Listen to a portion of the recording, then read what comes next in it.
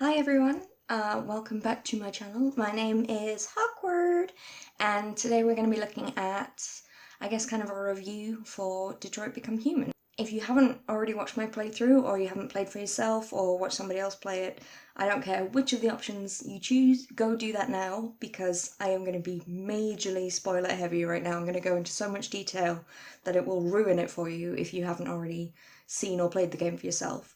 So make sure you do that, or you really don't care about spoilers before you watch any more of this, okay? First of all, amazing game. The graphics were absolutely stunning, like truly beautiful. I'm still surprised when cutscenes and gameplay have the same level of detail and graphic. I spent the whole game expecting a nice little cutscene and then there'd be a moment where the graphic detail would shift and everything would kind of get into a lower quality, and then you go, this is when I play. I'm so used to that, it's embedded in my brain, so when that doesn't happen, it still freaks me out. Slightly to the game's detriment in some ways. Sometimes it's so focused on being cinematic and amazing. You know, the camera pans out and you're watching from a drone 300 miles away, and then you go, oh, I can play now. And then the camera switches and suddenly you're moving the wrong way, and because sometimes you could press R1 and switch the camera angle yourself. I don't know why I'm demonstrating R1, but there you go. But sometimes you couldn't. Just a minor little detail that I think could have been fine-tuned a little bit. The mocap was absolutely stunning. I spent today watching a few of the behind-the-scenes documentaries and listening to the actors talk about the experience, and it just seems like it was such an amazing gift for the actors as actors to work on. It's great to get a really cool character and play through this story with them. With Detroit Become Human, you get this great character and you get to play 10 stories with them and progress them all completely differently and somehow make them all completely separate while still having that anchor of being the same character and coming from the same starting point. And I think that's an amazing challenge. It would have been so cool to work on, so I'm totally jealous. They all did a really good job. Amazing cast as well. Lance Henriksen and Clancy Brown are two of my favourite actors ever. They all did a fantastic job. I really, really loved everyone, and the mocap really was a testament to that. They're all on set, which is literally just an empty room, a wooden pallet somewhere. Oh, you need to lean on this at one point. They're in these fucking wetsuit looking things with dots all over their face like Voldemort in Harry Potter, that kind of stuff. 24 hours a day, that's the whole game. At least with Harry Potter and Lord of the Rings and other movies like that, you have that element of mocap and that element of CG, but you still have the fantastic sets and you have all the costumes. This was entirely just empty room, load of people in wetsuits, fully committing to this role, fully believing that they're in the middle of Detroit in the middle of winter and it's freezing and it's snowing and they're being shot at, but they're not, they're just stood in a room. I can't praise high enough the imagination of the actors for being able to really commit to those roles in that situation. I think that's fantastic. The stunts were phenomenal. They actually did those stunts. Nearly all of it, if not all of it, was the actors themselves just throwing each other around. They were really going for it. There was a clip of Clancy bit where he pins him up against the wall. He really flung him across the room and it was amazing to watch, like really visceral acting and physicality, which obviously must have helped them get into the characters. If all of it was like that, they would have had to learn all this choreography for the fight scenes, for just moving around the room even, because there's so many things in the room that isn't there in front of them and they have to know and map out this virtual room. Phenomenal amount of work put in. Voice work, the physical acting as well. Beautifully done. Absolutely amazing. Full credit to all of them. The sound design in this game was sensational. They had 3 different composers for the 3 different storylines. I think that worked so well. Very distinct stories with very distinct musical backgrounds. They all interweave so nicely. You're aware of the difference, but they weave together so perfectly that it could just be one complete piece done by one person. With the points that you unlock, you can buy things from the extras menus, behind the scenes documentaries, which I was watching and mentioned before, little short films and big like set pictures of the landscapes in Detroit and Cyberlife. They're absolutely stunning. I only looked at a handful of them and I was like nearly crying because they're so beautiful. And you can unlock the soundtrack, or at least some of it. Downloaded that immediately. I was like, yes, give me the music. I'm sure lots of people have talked about this already. The moment when Marcus has that moment where he snaps it in and then suddenly sound, because it's been 10-15 minutes of you flailing around in the dirt with everything all muted and muffled and weird and wonky. just sets perfectly. Just that boom of rain, shivers. It was incredible. Marcus's, from a sound aspect purely, was by far my favourite. That moment in the rain, the marches, that build-up of those voices, perfectly in sync because they're all like linked. That strength and that power and that beautiful uplifting music in the background. Oh, amazing. Those moments particularly made me take a step back and appreciate the music and the sound, because it is that good. Oh, one thing I forgot to mention earlier about the graphics, I felt that some pieces were a little bit shallower. Sumo, the dog, Hank's dog, didn't look anywhere near as realistic as the rest of it, and I don't know if that's just because it was purely computer generated and they didn't, mocap a dog or something. It's just something about it that just really stood out to me, I guess because the rest of it was so realistic that it just didn't quite work. Some of the lip syncing was a little bit off. I don't know why, because watching the documentary they had like a full line of dots around here to capture every little nuance of the lips, but somehow it just didn't. If you look at games like Until Dawn with the earlier mocap stuff, they really enunciate every word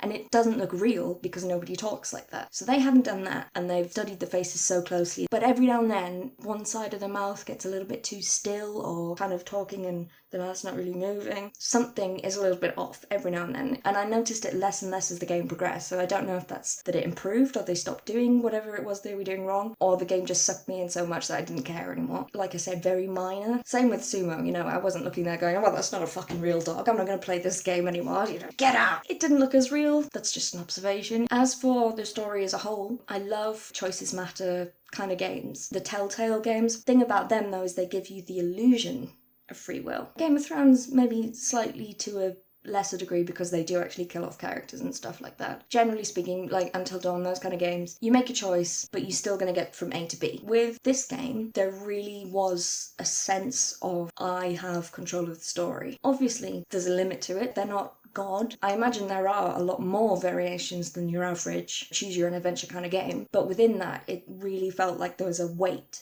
to every decision you made. If you did watch my gameplay, you'll have seen if you mess one thing up, everyone dies. I've played through the game 3 or 4 times now. Deliberately went against the characters I created the first time around, kind of tried to make polar opposites to see how different it would be. And then I played again to do like a perfectionist version of the characters I did the first time. And I did end up saving everyone and having a really happy ending and blah blah blah. Having done that now, you really do get a scope of how big this game actually is. I mean, yes, Marcus still ends up becoming the leader of Jericho and he still leads a revolution of sorts. Connor still works with Hank and still works on the cases and still ends up trying to get to Jericho to stop Marcus. Kara still tries to go to Canada with Alice and meets Luther, all that kind of thing. Fine, yes, there is some basic structure, but there really is a difference. There really is a lot of ways it can go. With that basic narrative, there are so many different variations. You can kill a character halfway through, as I did in my first game, and just not have them for the rest of the game. It's very harsh in that respect, actually. It really feels like your choices actually matter. To my mind, I can't really think of many other games that have made me feel that way, if any. I really was on the edge of my seat, like, almost in tears several times, desperately trying to work out the best thing to do for these people, desperately trying to help them in these 5 seconds you have to make this decision. It was tense, it was stressful, it was really immersive and really good. I cannot fault that side of the game at all. It was fucking intense.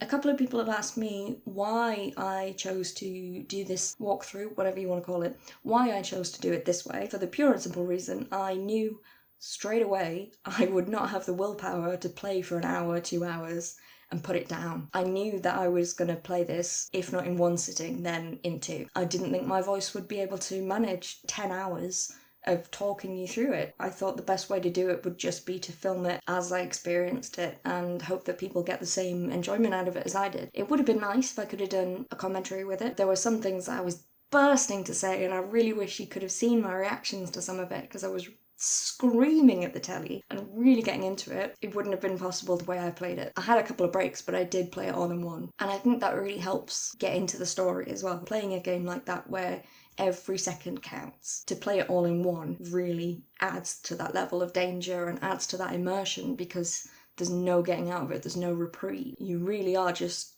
jumping from one disaster to the next, and it's excellent. I really enjoyed doing it that way, and I'm glad I did. For the interrogation scene with Connor, where I totally fucked it up, I genuinely pressed the wrong button. That is the only reason I replayed that scene, and I did not do that for the entire rest of the game. If I'd known Connor would survive and he could have come back, then I probably wouldn't have done that. I would have just let it happen and carried on, even though it would have annoyed the hell out of me. But I didn't know that at the time, and I didn't want Connor to die right at the beginning. It's on me if they die through my choices halfway, 3/4 through the game, fine. But if he dies right at the beginning due to my finger slipping, I'm sorry, I just couldn't deal with that. I was so infuriated.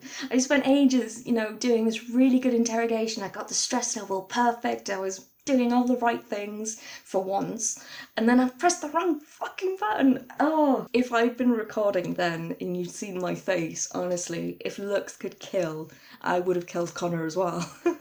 I really enjoyed the script. I think it was very well written. I really felt for the characters. I think as actors, they were given beautiful things to work with. And I think as an actor, when you're given a script like that and you see how much you have to play with and what's been written for you, and you have these characters so perfectly defined in the way that they speak, it makes building the character and performing it so much easier. I can't fault David Cage for his story and his writing. Like, not perfect, but overall, really good job. Especially Kara, I think, was a really interesting one. No matter what you do, it's about Alice. It's always about Alice. There's no room for leeway in that. It's always Kara must protect Alice, Kara must look after Alex, Kara must save Alice. That's the whole story. But within that, because it's more subtle, it's kind of a slow climb into who she becomes. And I think it's really nicely done, because she's literally an on-off switch. She goes from android to must protect Alice at all times. Immediately, like it's 0 to 100 straight up. That's it. To start off that extreme and carry that through the whole story and yet still have an arc within that, I think is really nicely done. It's very easy to miss. It's very easy to not realise that she is developing. She's still 100% focused on Alice and being a mother and protecting her, but she is also exploring how she wants to do that, what kind of mother she wants to be, how she wants to experience the world and teach Alice and all that kind of thing. It's really subtle little voice changes, little subtle characterization, the way she says things, the way she emotes it. It's really nicely done, both in writing and acting. I thought that was absolutely flawless. It was gorgeous. Beautiful to watch. Lovely. However, I did find it a bit odd that the one female character that you get to play is the one that wants to be a mother, and that's it. She has no other. It was a little. I'm not sure if I find it sexist or not, because, if you want to be a mother, power to you, that's great. But you get 3 characters to play with. The 2 men get to go and change the fucking world, and the one woman is just. She wants to be a housewife. Who am I to say what the intention was behind that? It stood out to me that she had less to do in terms of changing the world and less to do in terms of the grand scale of things, the bigger picture. And I'm not sure if it is a sexist thing or if it is purely just because Marcus and Connor are both prototype androids with the reconstruct ability. You'd think as androids, as beings that all have the same access to the internet, access to instant knowledge of everything, you'd think they'd all have the same ideas all the time, but they don't. They have their own personalities as well. But it takes Marcus coming in and going, hang on, why don't we do this? To change things, to get things rolling. I forgive them a little bit because it could just be that Kara is a normal android, whereas Marcus and Connor are both prototypes. Having said that, the whole, slavery, civil rights, / Holocaust, World War II narrative made me uncomfortable at times. Any kind of struggle for equality is going to have similarities, whether it's androids or dogs or fucking trees, whatever it is, there's going to be similarities because it's always the oppressors and the oppressees fighting to try and stay where they are or catch up to them. There's always going to be similarities. And I think having that comparison to civil rights and to slavery and to hundreds of years of oppression of black people and people of colour compared to androids who've been aware of their slavery and oppression for 30 seconds. It cheapens what real people went through. To shoehorn us into that comparison, I don't like how they did that. I also thought it was very strange that despite the fact that they have a couple of working class people and people on the poverty line. Most people are kind of middle class, but there's no cultural differences. Everyone dresses kind of the same, everyone talks kind of the same, they're all very polite and just kind of neutral. And I get the whole like sci-fi, everyone in the future is fit and healthy and blah blah blah blah blah. It's near future. We would be alive at this time. We might be a little old, but we'll be alive. But all of us have faded into exactly the same kind of person. I did find a really interesting article on a similar topic called The Casual Inhumanity of How Detroit Become Human Uses Black Culture by a writer called Evan Narcisse. As a story, it's not perfect in terms of how they handle these kind of issues. One story aspect I had a bit of a problem with as well was the red ice. It came into the game really early on. It's mentioned that Carlos Ortiz, is it? He used it. Todd obviously is a heavy user. Zlatko uses it as well. It's made from Therium, which is their blood. There's a lot of things that they initially bring into the story, and then it just kind of tails off. I don't know if there's some secret ending that I haven't seen yet, but as far as I can see from having played it a couple of times now, you get halfway through the game and it's just forgotten about. The way the game starts, they build it up like it's going to be a key aspect of the story. There's going to be some revelation. I was fully expecting Connor to find out that people are killing androids specifically for red ice or some kind of aggression thing within the drug, which is why people are attacking their androids, which is why they're becoming deviant. Something. Nada. Nothing.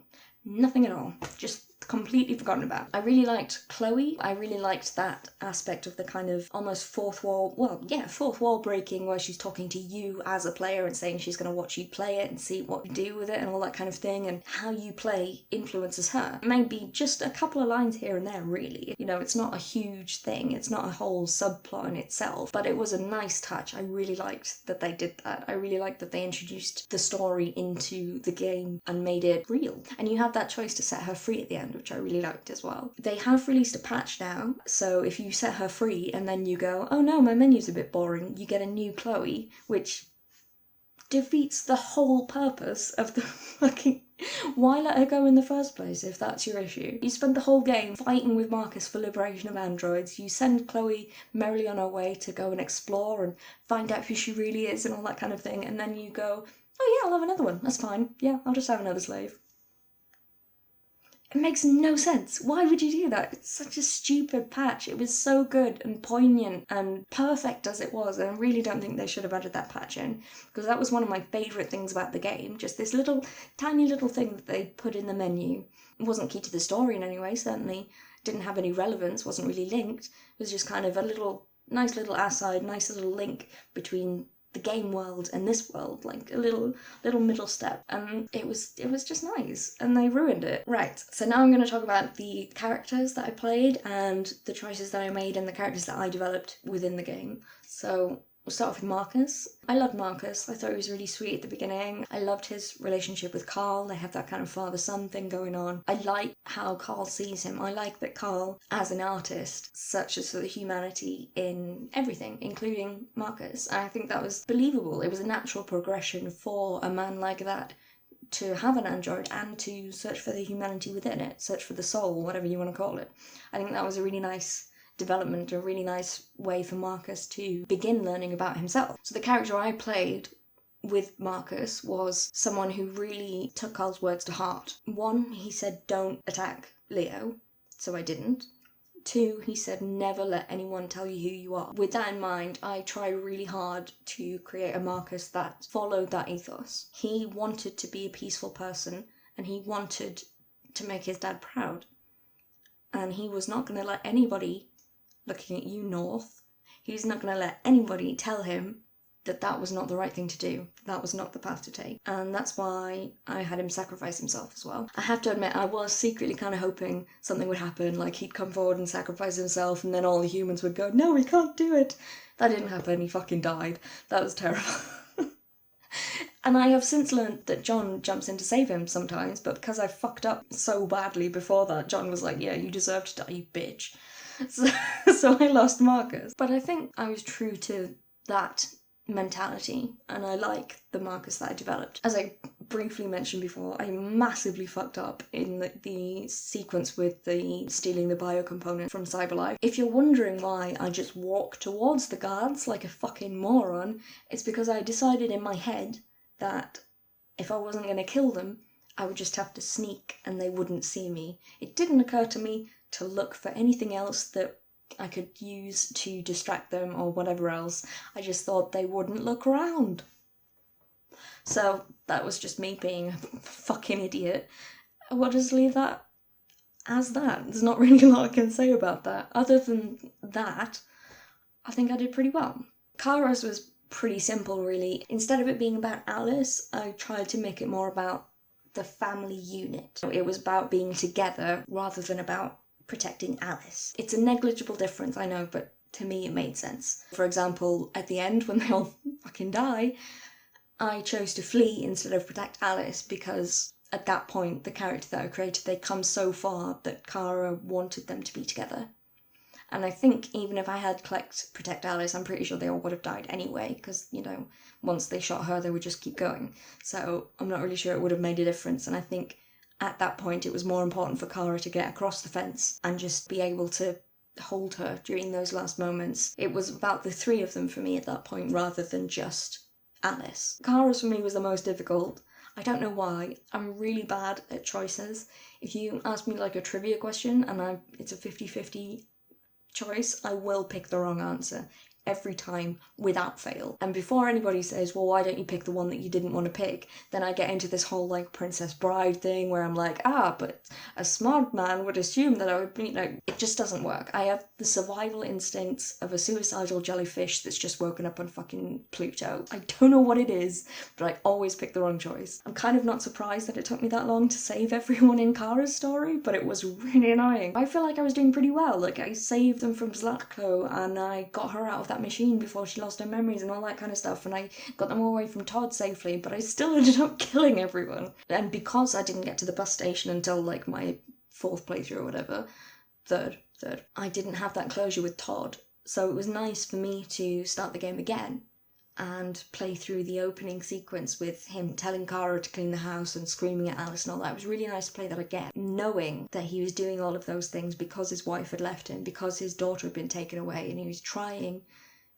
somehow to force this family unit back together, but it obviously wasn't going to work. But it created a nice poignancy to play that again with hindsight, with knowing that that's why everything was happening. Not in any way saying it's okay what he did or anything like that. It's unforgivable. He was a horrible things that he did. But understanding his reasoning behind that and his struggle really gave that scene a lot more depth, rather than just, oh, he's a bad man.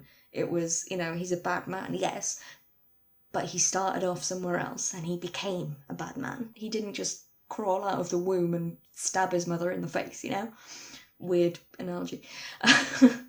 But it was nice to have that moment at the bus shelter as well for Alice. Just kind of playing devil's advocate for myself, I thought it was kind of interesting to think about the fact that the first instruction that Todd really gives Kara is protect Alice, look after Alice. And I just thought it was interesting that perhaps instead of her becoming free will sentient and all that, she's actually struggling with two opposing directives. Like, Connor has that moment in the car where whoever it was from Cyberlife told him to follow Hank, and Hank says stay in the car, and he has that moment of which is more important, which one do I listen to?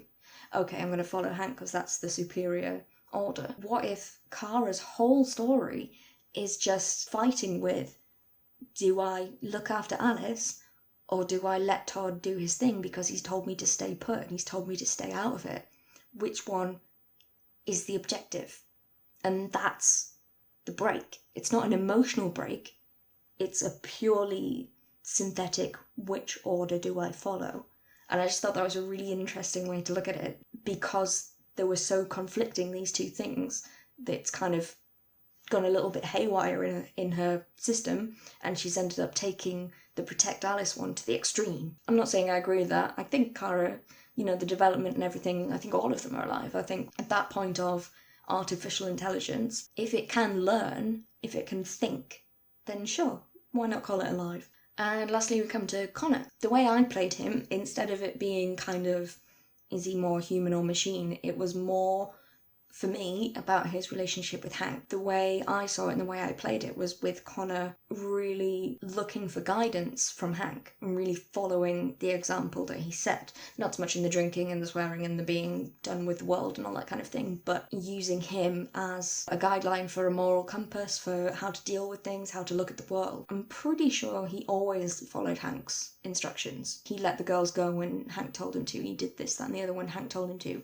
even though it was directly opposing his mission. That was the main reason I didn't shoot at Chloe at Kamsky's, was because Hank told me not to. For me, playing Connor, it was because Hank said that that is wrong. That relationship was the pivotal thing for me as Connor. It wasn't the mission, it wasn't whether or not he's a deviant or machine. His first experience with a human, and kind of being so advanced and being the prototype and having a different way of looking at things than the average android, and being put with this unusual human, you know, he's negative, he's beaten, he's grizzled, he's drunk, he's so fucking done with the world. And having all of that and being presented with all of that and having Connor's brain and all his wiring going, that's not what I've been programmed to expect. How do I deal with this?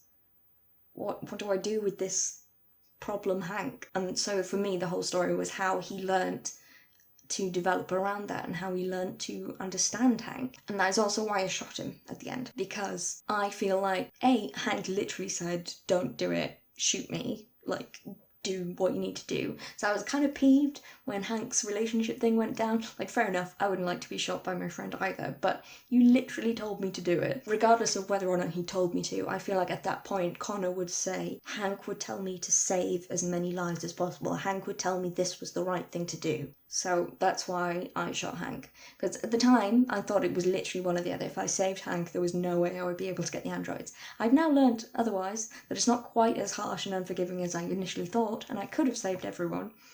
But at the time, thinking it was a 50-50 choice, I felt that both him and Hank would find that was the more important thing to do. Freeing of the people is more important than one life, even if it is your life, even if it is your best friend's life. I'm sure people are very mad at me for killing Hank. I was so upset. I love Hank so much, and I was gutted that I had to choose him or thousands of androids. And then of course it's all fucking ruined anyway with Cyberlife getting back into Connor's brain. I knew exactly what I had to find. I knew I was looking for the hand thing, but I couldn't see it, and I saw a glowy thing and went, oh, that must be it. Realised now, having played it again, that it was his grave.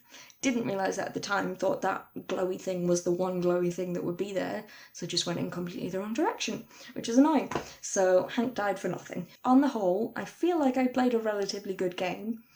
Ended up fucking everyone over at the end, unfortunately. Solid game, absolutely loved it. Great replay value, which brings me to my final point, my final little niggle. The credits are unskippable. In a game that is designed to be played at least once, multiple times preferably, probably like 10 plus times to get all of the endings, you have to sit through the credits every single time. I will watch game credits. I watch them all the way through the first time. I don't need to see it 10 times. I don't need to see it 6 times. I don't need to see it more than once. Let me skip the credits.